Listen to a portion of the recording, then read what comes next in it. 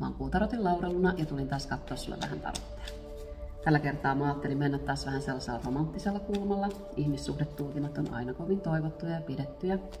Jos tää kuulostaa sulle tutulta, niin jää ihmeessä kuuntelemaan sit loppuun asti. Ja jos tää ei kuulosta sun tulkinnalta, niin sit se on jonkun muun. Jos sä haluaisit varmasti ihan henkilökohtaisen, juuri sinulle tarkoitetun tarot-tulkinnan, niin sä voit ostaa sellaisen mun verkkokaupasta. Siellä on saatavilla tulkintoja äänitallenteena. Tai sitten me voidaan tavata livenä videoyhteydellä Zoomissa. Tai sitten sieltä löytyy myös kirjallisia tulkintoja, jotka on elokuun loppuun asti vielä -20% alennuksessa. Mä en koskaan lähesty sua ensi inboxissa ja tarjoa sulle jotain palveluita tai tulkintoja. Jos sellaista tapahtuu, minun naamalla joku tulee sinne sinulle juttelemaan, niin voit olla 100% varma siitä, että sen olen minä. Eli älä vastaa, voit ilmoittaa sen profiilin ja vähintäänkin laita se estoon. Kyseessä on huijari, joka haluaa vaan viedä sun rahat.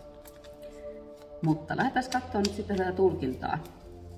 Ja mä ajattelin lähteä vähän katsoa, että mitä se ihminen, joka sulle nyt tulee tässä ensimmäisenä mieleen, mitä hän ajattelee sinusta tässä hetkessä. No jestas sentään, nyt on kyllä aikamoiset energiat. Tämä henkilö on aivan valmis jättämään kaiken ja aloittamaan uuden elämän sun kanssas, ainakin hänen omissa fantasioissaan. Tänne tuli nimittäin ensinnäkin maljojen ässä, joka kuvaa tällaista tunteellista uutta alkua, sitä, että jotenkin niin kuin romantiikka kukkii ja ollaan oikein herkkiä ja vastaanottavaisia ja jotenkin tuntuu, että se oma malja ihan pulppua yli. Että joku on todellakin siellä mietiskellyt nyt sinua kovasti ja niin kuin hänen kuppinsa todellakin niin kuin pulppuilee siellä, kun hän miettii sinua. Ja tämä S myös kertoo siitä, että tämä on jonkun uuden alku. Että tämä on joku henkilö, että joko tämä on uusi henkilö sun elämässäsi, tai sitten jos hän on ollut sun elämässä jo jonkun aikaa, niin tämä on jonkunnäköinen uusi alku. Että tämä henkilö jotenkin hän yhtäkkiä näkee sut ihan uudessa valossa, jos tämä on siis henkilö, joka on ollut sun elämässä jo aikaisemmin. Tai sitten hän on joku, joka on just tullut ja on heti silleen, että wow, tohon junaan maa jo hypätä. Ja todellakin, uutta alkua hän sun kanssa haluaa myöskin niin kuin ehkä tämmöisellä vähän intohimoisemman levelillä, että jos täällä niin kuin rakenneltiin tällaisia romanttisia pilvilinnoja, niin kyllä täällä on vähän muunkinlaisia pilvilinnoja rakenneltu, että kyllä hän on niin kuin tuumaillut sinua varmastikin niin kuin monella tavalla ja haluaisi myös tässä niin kuin tulielementissä aloittaa uuden aikakauden. Eli kyllä täällä nyt todella niin kuin tämmöinen kiihkeä, rakastava energia on. Mitä sä olet tehnyt, hyvä ihminen? Tää toinen on aivan sekaisin. Sitten täällä on tuomiokortti. Että hän on niin kuin ihan valmis jättämään taakseen kaiken vanhan. Ja myöskin, että jos tää on semmoinen henkilö, joka on sun elämässäsi jo, niin hän on valmis niin kuin jotenkin silleen, antaa menneet anteeksi. Niin kuin silleen, ihan sama, ei mitään väliä, mä haluan vaan sut. Mä haluan vaan oikeasti aloittaa sunkaan niin kuin alusta, puhtaalta pöydältä. Ja sitten tänne tuli vielä ison arkaanan voima. Eli kyllä tässä nyt tulee semmoinen, että tämä henkilö jotenkin, niin kuin, hän vähän nyt pidättelee näitä impulssejansa täällä, vaikka niin kuin, tätä energiaa on ihan hurjasti, mutta tämä voima toisaalta kertoo siitä, että hän koittaa niin kuin vähän hillitä itteensä, että hän ei ensinnäkään halua säikäyttää sua sillä intensiteetillä, mikä hänen sisällänsä on. Hän pelkää, että ehkä okei, että jos sä niin kuin tajuut, että kuinka tosissaan hän on, niin sä saat vähän pelästyä siitä. Tai voi olla, että hän ei edes oikeasti tiedä, että ootko sä niin kuin, millä tavalla sä oot kiinnostunut. Et voihan se olla, että tämä teidän välinen niin kun, yhteys ei ole vielä oikeastaan päässyt silleen syvenemään. Et voi olla, että vasta niin kun, olette tavannut toisenne.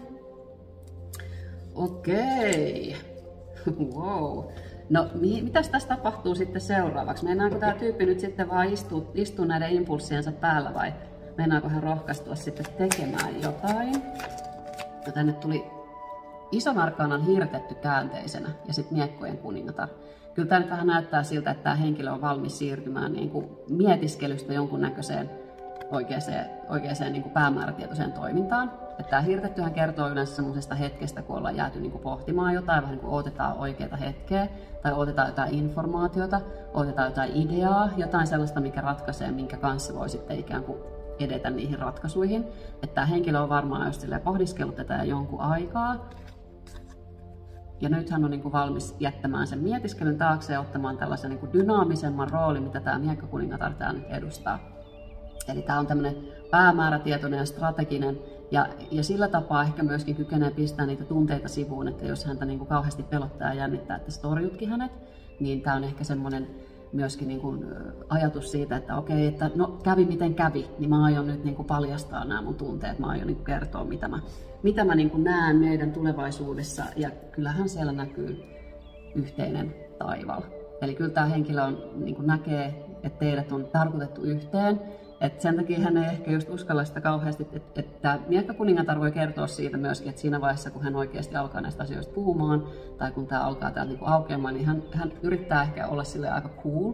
Että hän yrittää ehkä olla silleen, että niin, mä vaan ajattelin, että jos se niinku kiinnostaisi esimerkiksi lähteä mun kanssa vaikka viettää viikonloppuun jonnekin, tai että mun nyt sattuu olemaan pari lippua tänne keikalle, niin haluaisitko lähteä messiin tai jotain. Että hän koittaa ehkä olla vähän silleen, niin kuin, että ei tämä on niin iso juttu, että kunhan nyt tässä ajattelin, että jos sua ehkä nyt sattuisi kiinnostamaan, mutta todellisuudessa niin kyllähän oikeasti siellä on aika paljon isommat tulevaisuuden suunnitelmat ja kuviot ja tunteet sua kohtaan, että hän ei vaan ehkä halua pelästyttää sinua.